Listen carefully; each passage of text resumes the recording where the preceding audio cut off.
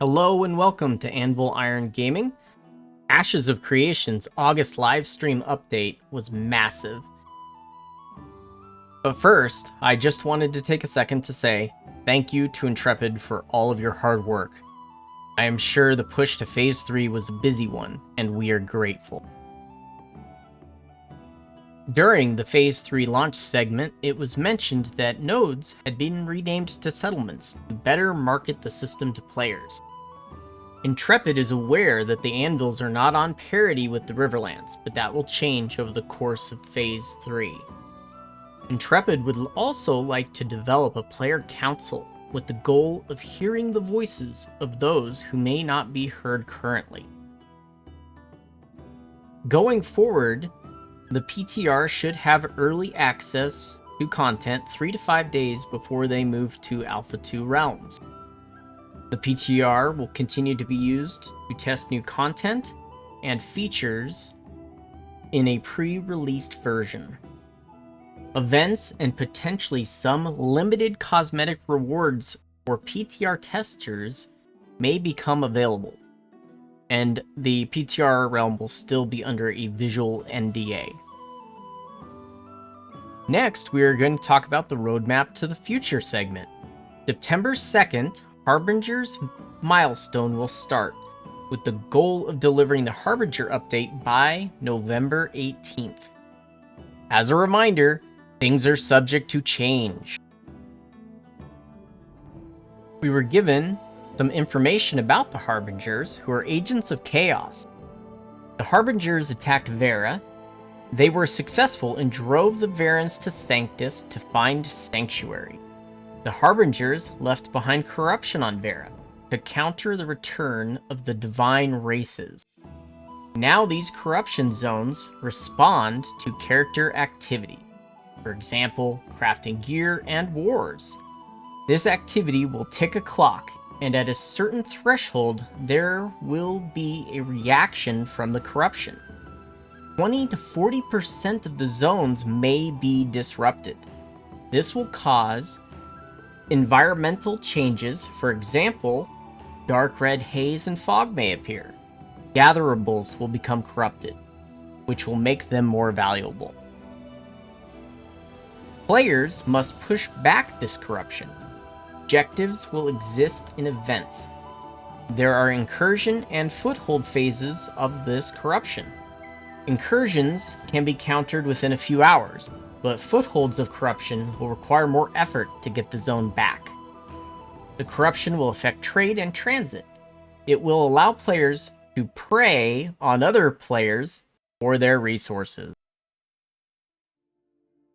Intrepid's core vision for the Harbinger system is to have PvE and PvP objectives. They want failure to matter, and they want it to be replayable and varied.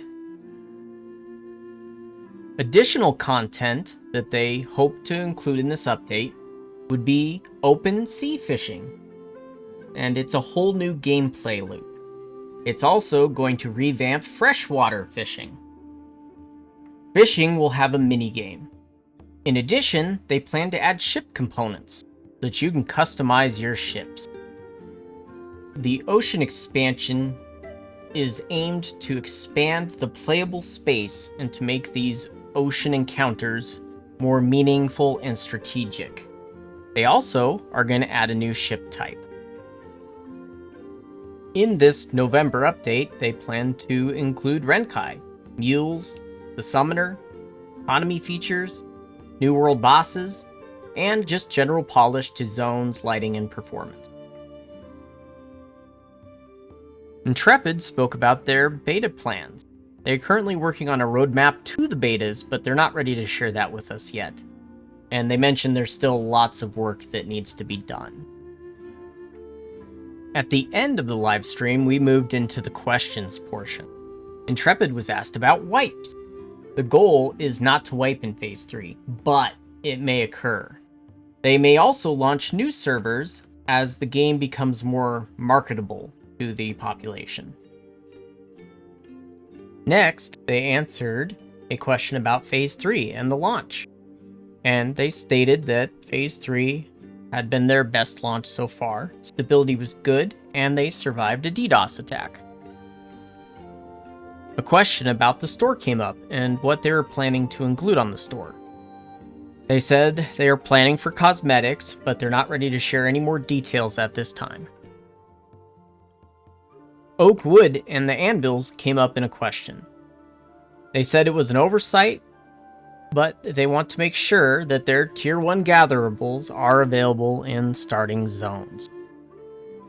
Intrepid was asked about the Harbinger event and the destruction of settlements. The destruction of settlements will likely be in the milestone after the Harbinger's milestone in November. Next, they were asked about crafting, gold, and the economy.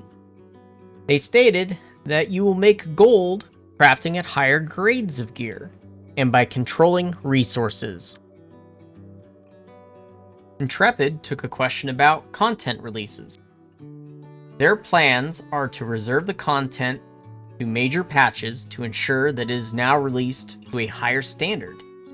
The content will appear on the PTR as it progresses.